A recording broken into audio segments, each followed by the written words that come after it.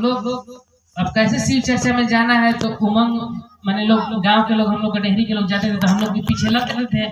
भैया चलिए हरेंद्र भैया से मिलने जा रहे हैं लोग, हरेंद्र भैया कैसन है, हम भी चलेंगे। लगा के हो जाता है, लोग भगाते थे फिर भी हम गाड़ी पे जाकर चढ़ के लुका जाते थे। और जब जाते थे वहां पे तो देखते थे कि साहब बैठे हुए हैं और साहब पान खा रहे हैं, मुस्कुरा रहे हैं और पीछे हम बैठते थे। सब लोग साहब से पूछते थे, साहब पूछते थे कि आपके क्षेत्रों में गुरु का काम कैसा हो रहा है, सब लोग बताते थे और साहब मुस्कुराते रहते थे। तो दीदी यही बात कहते थे, साहब मैं सुन रहा था इस बात को कि जो शिव के लिए चलेगा, शिव से नहीं, जो शिव के लिए चलेगा महादेव नहीं देंगे तो मैं हरिद्रानंद दे दूंगा। तो हम सुनते थे कि भाई इन लुंगी पहने हैं, इनमें क्या पावर है कि दे देंगे, अब लड़का का ज्ञान बुद्धि का। लेकिन वहां गए तो मैं भी सोचा कि मैं भी इनसे कुछ मांग के जा रहा हूँ, अगर होगा तो हम भी इस पूरी दुनिया में बताएंगे कि सचमुच में शिव गुरु हैं। दीदी मन में सोचे, एक ललक था मन में सोचे, और जो सोच के आए थे वो आए और 3 दिन के बाद मेरे साथ वो चमत्कार होने लगा।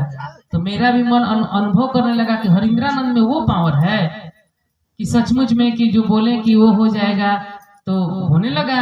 अब हम शिव चर्चा शुरुआत बहुत गरीबी से दीदी किए थे और आज महादेव की दया है कि आज देश के कई राज्यों में हम लोग जाते हैं, ले चलने वाले पीछे हाथ त्रिशूल डमरू जो दिखाई दे रहा है और साहब दीदी दिखाई दे रही हैं, बिल्कुल ये इन्हीं की दया है, तब हम और आप चलते हैं दीदी।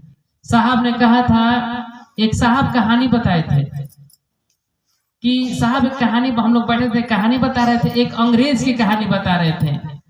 क्यों बता रहे थे? क्योंकि कहे कि इंग्लैंड का वो कहानी है, अगर इस धरती पर जो महादेव का एक बार आवाज दे दिया कि हे शिव आप मेरे गुरु हैं, मैं आपका शिष्य हूँ, मुझ पे दया कर दीजिए, तो कुछ भी महादेव कर सकते हैं।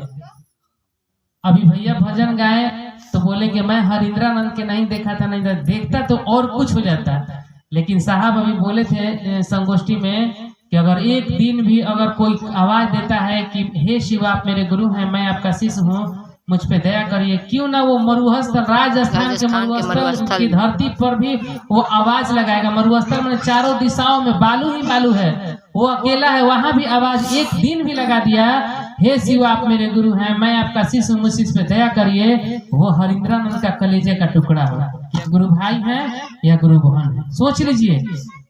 दीदी साहब एक कहानी बता रहे थे कि एक अंग्रेज था, मार्टिन था नाम, और मार्टिन बहुत बड़ा एक कर्नल था और उसका पोस्टिंग बॉर्डर पे था, उसका पोस्टिंग जो था बॉर्डर पे था। एक दिन की बात है, 6 महीना हर महीना वो आर्मी से उनका पोस्ट कार्ड से लेटर आता था पत्नी के पास, तो आता था तो हर महीना पत्नी को खबर पता चल जाता था कि मैंने पति अच्छे हैं। तो 6 महीना नहीं आया लेटर, बॉर्डर पे लड़ाई छिड़ गया। तो साहब वही बोल रहे थे कि जब उसका बॉर्डर पे लड़ाई छिड़ गया तो पत्नी व्याकुल हो गई कि 6 महीना हो गया पोस्ट कार्ड पे लेटर नहीं है, अब क्या होगा, लग रहा है कि मेरे पति मर गए क्या। वो सोचने लगी क्योंकि युद्ध बहुत भारी चल रहा था। इसी बीच में दीदी वो मैट्रीना जो है अपने पति को पता लगाने के लिए चल पड़ी बॉर्डर की ओर।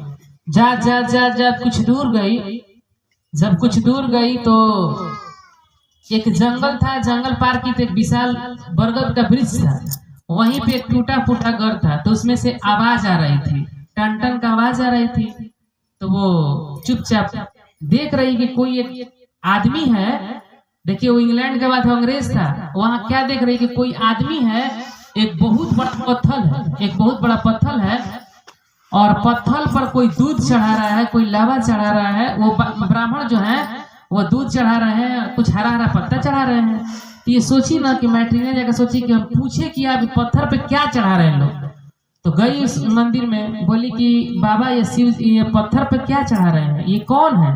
वो बोले कि ये देवादिदेव भगवान शिव है, ये दानियों में महादानी है, ये कुछ भी कर सकते हैं, ये महादेव से जो भी मांगा जाता है, अगर महादेव अगर श्रद्धा भाव से मांगिएगा तो कुछ भी दे सकते हैं।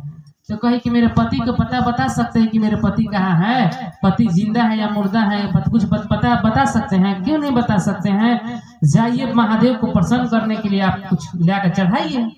बोली कि ठीक है, हम भी जा रहे हैं, गांव से दूध लाएंगे और बेलपत्र लाएंगे और कुछ लेकर आएंगे, महादेव को कल अर्पण करेंगे। अब यहाँ से हम बॉर्डर वोर्डर नहीं जा पाएंगे क्योंकि हम बहुत थक गए हैं और पता भी नहीं चल रहा कितना लाश गिरा हुआ है। लोग रोज फोन पे माने लोग पोस्ट कार्ड पे आ रहा है कि ये मरा गए, वो मरा गए, लेकिन हम बहुत व्याकुल हैं। चलिए यही महादेव से यहीं पे हम परीक्षा लेते हैं। दीदी वो अपने वहीं से लौट गई और गांव में गई, गाय का दूध बैलगाड़ी पर लाद के महादेव के लिए बेलपत्र फूल लेकर आई शिवलिंग के पास, और शिवलिंग के पास श्रद्धा भाव से चढ़ाई। चढ़ाने के बाद महादेव प्रसन्न हो जाते हैं। जब प्रसन्न हो गए तो ये मांगी महादेव से, महादेव अपना मांग रही थी कि आंचल फैलाकर महादेव से दया मांग रही थी कि महादेव ऐसा दया करिए कि मेरे पति जहाँ कहीं भी हो मेरे उनके प्राण का रक्षा कीजिए। यही आवाज दी। जे भी आवाज देती है, लहू लुहान गोली लगा हुआ है, सीना में गोली लगा हुआ है और खून के मारे लथपथ बॉर्डर पर वो मार्टिन अंग्रेज जो था लथपथा कर हिल रहा था। महादेव पहुंच गए दीदी, और विशाल दिगंबर शरीर लेकर, हाथ में त्रिशूल और विशाल जटाजूट शरीर लेकर, दिगंबर शरीर लेकर, और महादेव जे भी इनके पास त्रिशूल गाड़ते हैं, दूसरा राज्य के सेना इन पर आक्रमण कर रहा था, इनका सब सैनिक मरा रहा था, ये भी खून से लहू लुहान पड़े हुए थे। साहब बोले कि एक आवाज पत्नी दी तो महादेव कैलाश ले त्रिशूल लेके पति को बचाने के लिए चल गए। दीदी जब बैटरी कम से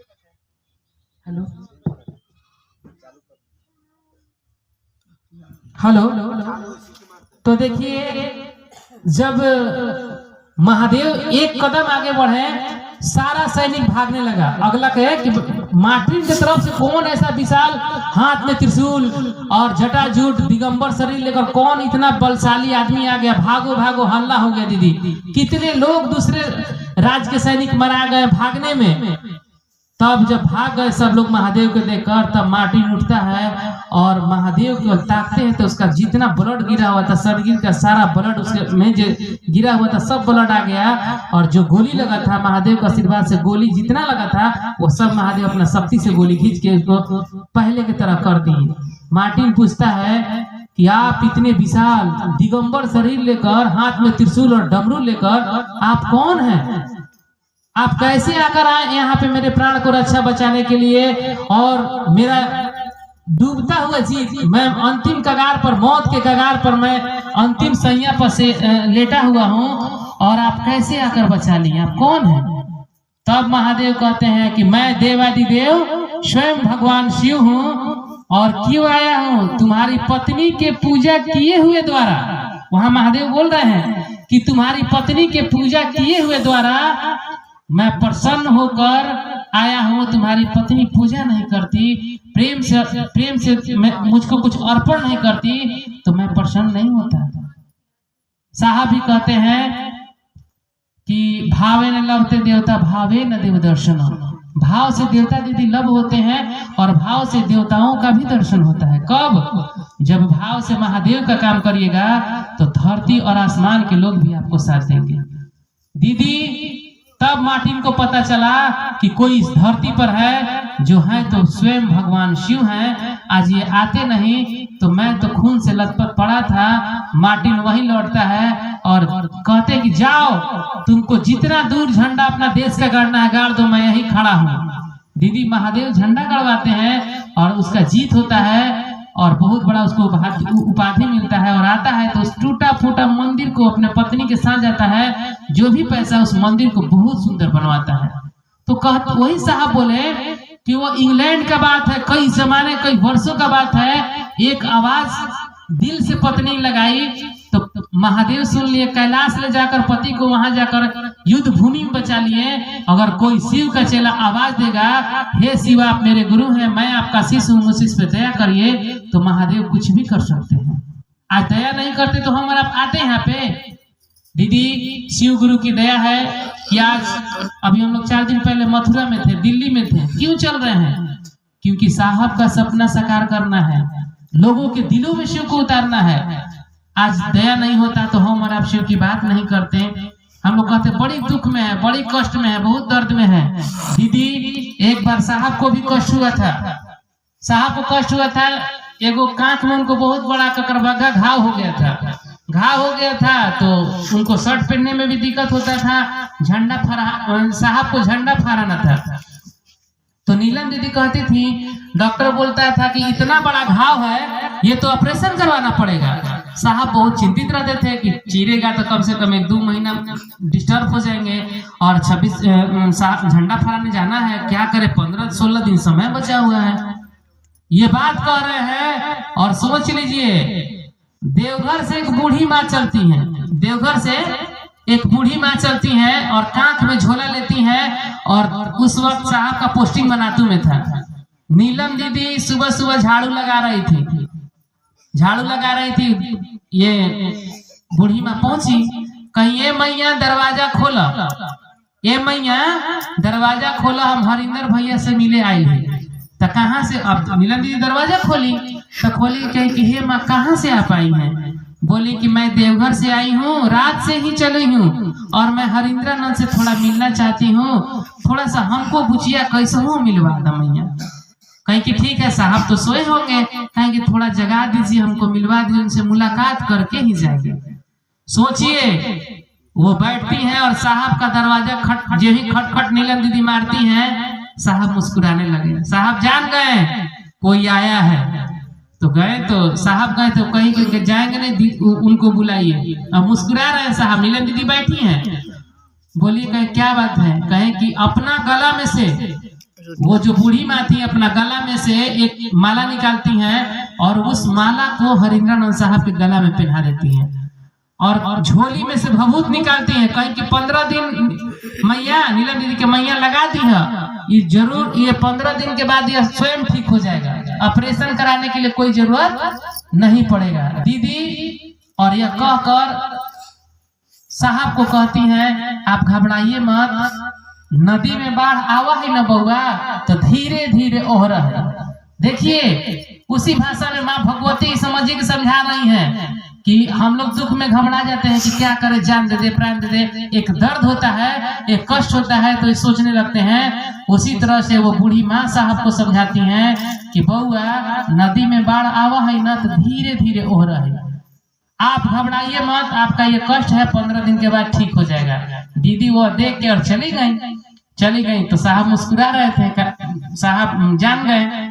15 दिन के बाद जब नीलम दीदी का जो कुर्ता शर्ट पहना रही थी, देखिए इतना बड़ा घाव था, घाव सूख के एकदम भूसा लेखा हो गया।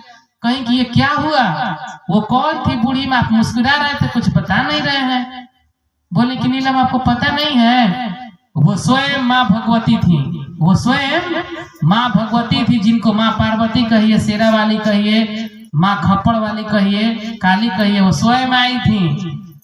जो शिव के लिए चलेगा, माँ काली उसका साथ देंगी, माँ दुर्गा साथ देंगी, क्योंकि हम देखे हैं चलकर आज माँ भगवती को क्यों आना पड़ा, क्योंकि महादेव का काम डिस्टर्ब हो रहा था। हम 1 महीने से चर्चा कहीं नहीं गांव में जा रहे थे, ड्यूटी करके आते थे, दर्द के मारे करा रहे थे, सो जाते थे। माँ भगवती को भी दर्द होता था कि आज मेरे महादेव का काम नहीं हुआ, तो माँ भगवती को आना पड़ा। तो दीदी जब शिव के लिए चलिएगा तो माँ भगवती भी आपको साथ देंगी। तो मैं यही कहूंगा कि आप लोग शिव के लिए चलिए, शिव क्या नहीं दे सकते हैं दीदी। आज दुनिया के कोने कोने पे संजय भी आए हैं, साइकिल पे दूध बेचते थे, लेकिन आज महादेव के दया से 16-17 को इनका दीदी हाईवे गाड़ी चलता है, और अभी 20 लाख 22 लाख का भी स्कॉर्पियो लिए महादेव का काम करने के लिए।